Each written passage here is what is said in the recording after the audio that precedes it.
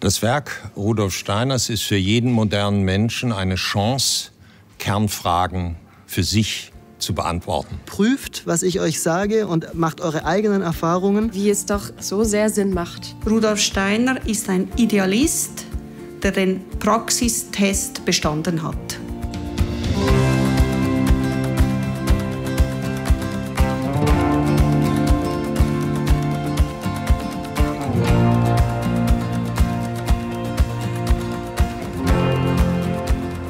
Ich bin hier auf dem Pausenhof einer Waldorfschule. Davon gibt es auf der ganzen Welt fast 1300. Der Gründer, Rudolf Steiner, ist 1925 gestorben. Also genau vor 100 Jahren. Seither hat sich eine große Bewegung auf der ganzen Welt entwickelt. Neben den Schulen noch 2000 Kindergärten, 1000 Bauernhöfe, ja ganze Kliniken und zahlreiche Unternehmen, die von ihm inspiriert sind.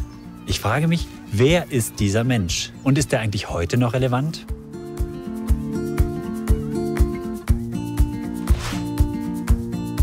Mit euch mache ich jetzt eine kleine Erkundungstour und die startet hier an der Freien Waldorfschule Frankfurt am Main.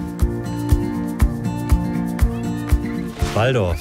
Diese Schulform entstand, als Mitarbeiterinnen der Zigarettenfabrik Waldorf Astoria in Stuttgart eine Schule für ihre Kinder wollten. Sie haben Rudolf Steiner gefragt und er hat diese Pädagogik entwickelt. Weltneu damals. Kein Sitzenbleiben, dafür Stricken und Sport für alle zusammen. Ganz viel Kunst und viel Handwerk. Hier treffe ich Carmen Konieczny, Lehrerin in der 4. Klasse, um herauszufinden, inwiefern sich Rudolf Steiners Impulse in ihrer Arbeit spiegeln. Herein! Hallo! Hallo! Hallo! Hallo! Grüß dich, hallo Carmen Börries. Hallo, schön, dass du da bist. Ich bin gerade am Hausaufgaben erklären. Also, ihr habt jetzt euer Blatt Papier, und das hat ja Emily gerade gut gesagt, ihr solltet es einfach immer weiterfalten. Und dann entstehen doch immer hier diese Faltlinien. Ja? Und um eine dieser neu entstandenen Formen sollt ihr dann immer einen Rahmen ziehen. Am besten macht ihr das mit einem Blöckchen.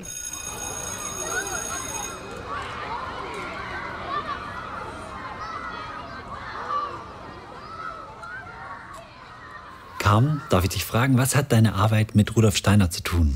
Ja, für mich ist das vor allen Dingen gerade so in dieser schnelllebigen Zeit, jetzt mit den ganzen Medien und mit den ganzen Einflüssen, die die Kinder haben, der Rhythmus und die Rituale vor allen Dingen, die ich so mit in den Unterricht trage. Die Lehre der Jahrsiebte, wie wir hier das Kind betrachten. Auch die Gliederung vom Unterricht, also dieses Atmende, gerade diesen ersten rhythmischen Teil, diese etwa erste halbe Stunde, wo man die Kinder eben wirklich ins Bewegen bringt. Und dann gibt es diesen Arbeitsteil, wo die Kinder wirklich im Denken angeregt werden. Und dann klingt es oftmals wieder in einem Erzählteil aus. Und das finde ich auch so das Schöne daran, dass ich mir das raussuchen kann, wie es für mich passt, wie es für die Klasse passt. Und dass ich von ihm keinen festen Lehrplan vorgegeben habe, sondern relativ Freiheiten habe, aber eher wie Anregungen eigentlich bekommen habe, was in welchem Lebensabschnitt und zu welchem Alter eben passt und wie es Sinn ergibt. Also diese 4 Jahre, die ich jetzt mit den Kindern schon gehe, wie die Buchstabeneinführung wirklich diesen Sinn hat und auch das Bruchrechnen ab einer bestimmten Stelle eben erst von der Entwicklung des Kindes auch eingeführt wird. Wie machst du das mit dem Bruchrechnen? Also am Anfang ist es der Apfel, den wir dann eben wirklich haptisch teilen. Irgendwann ist es dieses Kreisdiagramm oder ein Blatt, was man faltet. Und irgendwann geht es dann eben wirklich in dieses richtige Bruchrechnen mit Zahlen. Wer kann denn mal zeigen, wie man den hier in 2 gleich große Teile bekommt? Was passiert denn, wenn wir das jetzt noch mal teilen? Brauche ich 2 Kinder. Wer kann denn einmal? Und jetzt? Was haben wir hier? Emily? 4 Viertel oder ein Ganzes. Genau. Rudolf Steiner ist seit 100 Jahren tot. Wie kann der heute noch aktuell sein? Ja, ich glaube, er hat wahnsinnig viel vorausgespürt und gedacht.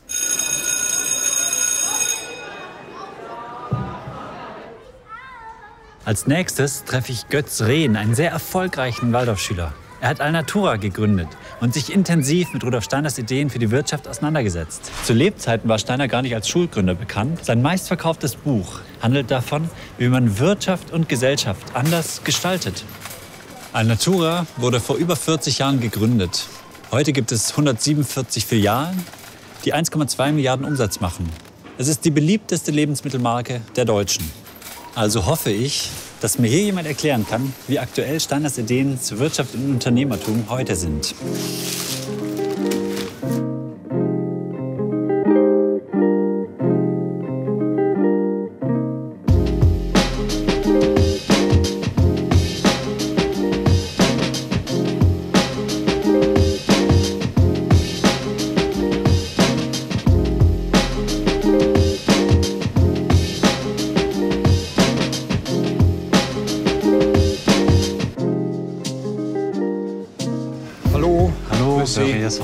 Herzlich willkommen. Und Sie sind das erste Mal jetzt hier bei uns? Hier im Campus bin ich zum ersten Mal, ja.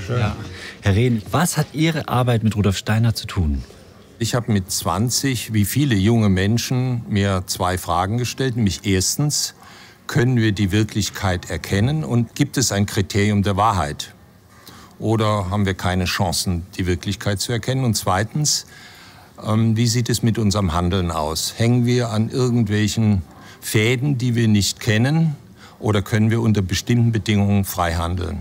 Und da bin ich bekannt geworden mit der Philosophie der Freiheit. Und da entwickelt ja Rudolf Steiner eine Wirklichkeitswissenschaft im Sinne einer Erkenntniswissenschaft einerseits, basierend auf Goethe, und andererseits eine Ethik. Und diese Ethik ist unglaublich aktuell. Neueste Forschungen im Bereich der Motivationspsychologie bestätigen vieles, was er dort entwickelt hat. Und das hat mich sehr bewegt auf der einen Seite. Das andere ist dann natürlich, was hat Rudolf Steiner entwickelt im Bereich des Wirtschaftslebens? Und das ist ein unvorstellbar großer Schatz, der fast nicht erforscht ist. Also insofern ist sein Werk hochaktuell. Und Alnatura schließlich ist der Versuch zu zeigen, was aus diesem anderen Denken an zeitgemäßen Wirtschaftsformen möglich ist. Inwiefern, wenn ich jetzt zum Beispiel Ihre Bilanzen anschaue, erkenne ich darin auch Rudolf Steiner? Sie erkennen nicht in den Zahlen Rudolf Steiner, Sie erkennen ihn auch nicht an den Gebäuden, sondern Sie sollten es erkennen in der Art und Weise, wie wir was tun und warum wir es tun. Wir tun es, damit Menschen sich entwickeln können im Unternehmen, damit Kundinnen und Kunden sich besser entwickeln können, damit die Erde sich gut entwickeln kann. Es geht darum, was Sie aus dem Werk mit sich machen. Das ist der Ansatz. Und das erkennen Sie daran, wenn Sie es konkret wissen wollen, dass wir die Ersten waren, die meinetwegen Türen vor die Kühlschränke gemacht haben, dass wir nur mit nachhaltiger Energie arbeiten, dass alle Regale aus Holz sind. Und so gibt es viele, viele Beispiele, wo sich das konkret in unserem Tun zeigt. Darf ich Sie bitten, für uns einmal in kurzen Worten zusammenzufassen, was Anthroposophie ist? Es ist eine Quelle für Erkenntnisse. Die Anthroposophie ist eine Wissenschaft. Es ist kein Glaubensbekenntnis, hat damit überhaupt nichts zu tun. Die naturwissenschaftliche Methode heißt ja, Sie können es beobachten, Sie können es intersubjektiv vergleichen und Sie können es wieder hervorbringen. Und dieses moderne Prinzip anzuwenden auf unser Erkenntnisvermögen, das ist das Zukünftige. Dann können wir uns mit 2 Wurzelfragen für die Zukunft beschäftigen, nämlich einerseits der Verwirklichung unserer Menschlichkeit, also wie können wir uns als Mensch zu freien Wesen entwickeln, und zweitens der Vermenschlichung unserer Wirklichkeit, unserer eigentlichen Aufgabe, nämlich die Veredelung der Arbeits- und Lebensverhältnisse. Das ist für mich der Weg der Anthroposophie. Und insofern sehen Sie das nirgendwo in dem Sinne, dass es ein Bekenntnis wäre. Es hat ja auch nichts mit Glauben zu tun. Es hat immer zu tun mit Fähigkeitsentwicklung, und aus den Fähigkeiten der Menschen entstehen entsprechende Leistungen. Und es gibt auch andere großartige Persönlichkeiten, wo Sie so etwas dran lernen können. Aber Rudolf Steiner war für mich eben der größte Lehrer. Anthroposophie ist also das gesamte Werk von Rudolf Steiner. Aber bevor wir zum nächsten Gesprächspartner fahren, versuche ich jetzt mal Steiners Biografie in 100 Sekunden.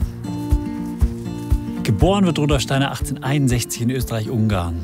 Er ist promovierter Philosoph, wird schon mit 21 zum Herausgeber von Goethes naturwissenschaftlichen Schriften. Er arbeitet als Hauslehrer, Publizist, Journalist in Wien, Weimar, später in Berlin, bis er dann eigentlich nur noch unterwegs ist. Peter Sloterdijk sagt, er ist der größte mündliche Philosoph des 20. Jahrhunderts. Warum? Steiner hält über 6000 Vorträge in seinem Leben. Alle freigehalten, ohne Mikro, vor bis zu 7.500 Menschen. Am Ende seines Lebens sind es 5 Vorträge pro Tag zu unterschiedlichsten Themen. Steiner ist eine Attraktion in ganz Europa. In Berlin muss 1922 sogar eine ganze Straße gesperrt werden, weil der Andrang zu seinem Vortrag so groß ist. Und alle Größen seiner Zeit kommen vorbei. Rilke, Morgenstern, Kafka, Kandinsky, Einstein. Steiner fasziniert. Seine Perspektiven sind spirituell. Woher hat er die? Joseph Beuys beschreibt, Steiner hat es nicht alles frei erfunden, sondern unendlich viel feiner beobachtet. Und als Gegenbild zu einer industriellen Landwirtschaft entwickelt Steiner eine Landwirtschaft, die aufbauen statt ausbeuten will. Die Demeter-Landwirtschaft. Und die schauen wir uns jetzt gemeinsam genauer an. Schon in den 1920er Jahren merken einige Landwirte, wie durch ihren Einsatz von Kunstdünger die Qualität ihrer Böden und Pflanzen immer schlechter wird. Sie gehen auf Rudolf Steiner zu und bitten um Anregungen für eine zukunftsweisende Landwirtschaft.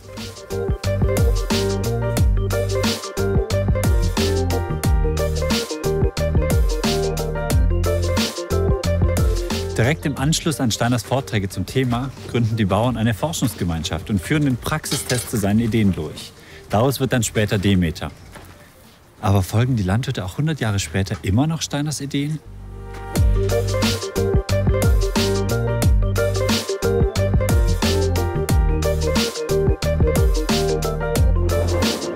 Hi, grüß dich, Urban. Hallo.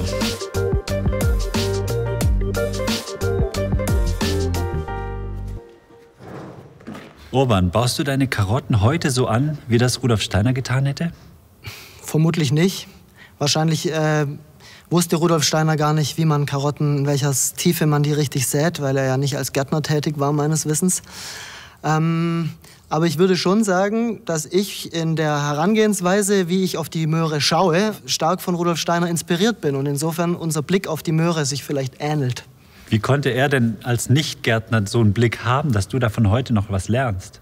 Das frage ich mich manchmal auch, wie er das konnte. Aber er hat eben der Landwirtschaft schon sehr wesentliche Impulse gegeben, in dem Sinne, dass er eigentlich als erster diesen Begriff des Hoforganismus geprägt hat, womit er im Grunde meint, dass jeder Hof eine in sich geschlossene Gesamtheit bildet, wie ein Organismus, ein lebendiger Organismus ist. Dazu gehören die Pflanzen, die da wachsen, also zum Beispiel die Möhren, die Tiere, die da leben, die Menschen, die da leben und wie sie miteinander umgehen. Dazu gehören die Feuchtwiesen, die Hecken, die Vögel, die Insekten, die Bodenschichten bis tief unten. Und all das muss man sich eigentlich als einen lebendigen Komplex vorstellen, der in einem ständigen und sehr lebendigen Austausch miteinander steht. Das heißt, ich schaue nicht nur, aha, da ist eine Möhre und wie geht's der gerade, sondern ich versuche zu schauen, wie steht denn die Möhre in diesem Gesamtorganismus drin. Und jetzt gab es 100 Jahre lang biodynamische Landwirtschaft. Sollen wir das einfach die nächsten 100 Jahre so weitermachen? Nee. Ich finde, man vergisst manchmal, dass Rudolf Steiner in einer Zeit gelebt hat, wo es gerade mal die allerersten Traktoren vielleicht gab. Das alleine zeigt schon, wir sind Menschen unserer Zeit und wir sind eigentlich aufgerufen, die Impulse, die uns Rudolf Steiner gegeben hat, immer wieder neu sozusagen zu übersetzen in das, was jetzt ansteht. Also was ich sagen will ist, es wird in 100 Jahren ganz anders sein als heute. Steiners Ziel dieser biologisch-dynamischen Landwirtschaft ist nicht nur die Produktion von gesunden Lebensmitteln, sondern auch eine Heilung der Erde. Ähnlich ist sein Ansatz, als er zusammen mit der Ärztin Dr. Ita Wegmann die anthroposophische Medizin gründet. Er gibt die Ideen, sie das Fachwissen und nebenan brauen Pharmazeuten in der von ihnen gegründeten Firma Willeda die entsprechenden Arzneimittel. Und der Ort, wo das alles mit Rudolf Steiner vor 100 Jahren beginnt, den gibt's immer noch. Da bin ich jetzt. Hier treffe ich Dr. Jana Siroka. Ich bin gespannt, was sie sagt, welche Rolle Rudolf Steiner heute in der Klinik spielt. Grüß dich. Hallo, Grüß Jana. dich, Boris. Tut mir leid, dass du warten musstest. Kein Problem. Lass uns gehen. Jana, mich interessiert, wenn ich hier in die Klinik zu dir in die Notaufnahme komme, wo begegne ich da Rudolf Steiner? Also, dass du überhaupt hier in die Klinik, in die Notaufnahme kommen kannst, hat schon mit Rudolf Steiner zu tun. Sonst würde es die Klinik gar nicht geben. Weil da gab es eine Ärztin namens Ita Wegmann. Die fand sehr interessant, was Rudolf Steiner gesagt hat sich damit verbunden. Und in ihr sind Impulse entstanden, ich gründe eine Klinik. Und das hat sie hier gemacht. Also sagen wir, ich komme jetzt zu dir in die Notaufnahme und habe Bauchweh. Ja. Woran merke ich, dass ich bei einer anthroposophischen Ärztin bin? Also zuerst einmal geht es darum, dass du gar nichts merkst. Weil du sollst behandelt werden wie in jedem anderen Spital, wie in jeder anderen Notaufnahme. Es werden die gleichen Überlegungen gemacht, es werden die gleichen, je nachdem, diagnostischen Schritte eingeleitet. Es wird ein Ultraschall oder ein CT gemacht. Und gleichzeitig sollte es die ganze Zeit spürbar sein. In der Art, wie wir dir begegnen, wie wir dich wahrnehmen, wie du vielleicht eine wärmende Decke bekommst von der Pflege oder sogar eine Bettflasche, wie du in der Notaufnahme einen Wickel mit einer Substanz bekommst, zum Beispiel mit Kümmel, die dir gut tun. Und von dem her ist das ineinander verwoben. Also dieses quasi, was die anthroposophische Medizin ausmacht und die Schulmedizin, das webt sich ineinander und deswegen eigentlich von Anfang an. Und doch auch wieder machen wir das Gleiche wie in anderen Spitälern auch. Und Rudolf Steiner war ja kein Arzt. Wie kommt es, dass ich ihm heute dann noch hier, 100 Jahre nach seinem Tod, in der Klinik Arlesheim begegnen kann? Das ist ein wichtiger Punkt. Rudolf Steiner war kein Arzt. Und er hat das auch immer wieder betont, dass er die Ärzte, die Ärztinnen für seine Zusammenarbeit, um die anthroposophische Medizin zu entwickeln, notwendig braucht. Diese Zusammenarbeit zwischen Geisteswissenschaft und Naturwissenschaft. Also es ist auch der Beginn einer sozusagen interprofessionellen Zusammenarbeit. Das ist etwas, was in der anthroposophischen Medizin seit 100 Jahren, sagen wir mal, Standard ist, was sich in der Gegenwart eigentlich überall jetzt auch entwickelt. Und er war auf dem Wissensstand, auf dem die Medizin damals war, darauf angewiesen, in einen Austausch zu kommen. Und genau das Gleiche müssen wir heute auch machen, als anthroposophische Ärztinnen und Ärzte oder Therapeuten. Wir müssen in einen Dialog treten mit dem, was die Wissenschaft heute, wo der Stand der Wissenschaft heute ist. Dieser rätselhafte Rudolf Steiner. Inspiriert und irritiert, auch 100 Jahre nach seinem Tod. Ich bin heute Menschen begegnet, die seine Ideen nicht als fertige Lehre begreifen, eher wie so einen methodischen Werkzeugkasten, aus dem sie arbeiten. Ob das überall so ist? Ich glaube, Steiner mutet uns was zu, aber er traut uns auch was zu. Michael Ende schildert Zumutung und Bewunderung bei Steiners Lektüre. Er beschreibt, wie er die Bücher liest, sie dann in die Ecke wirft, um sie nach ein paar Tagen wieder hervorzuholen und weiterzulesen. Mir geht's am Ende dieses Tages wie Michael Ende.